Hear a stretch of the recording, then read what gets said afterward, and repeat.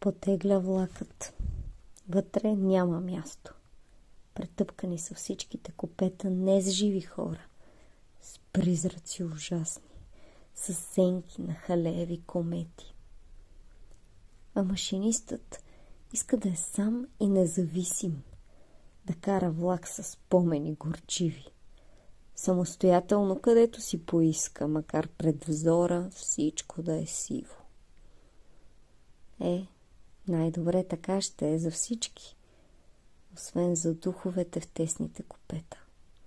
И машинистът му поне ще е самичък. Така е правилно. Да знаете, момчета, на гарата ще минат други влаци и все ще са с препълнени купета. А вие чакайте.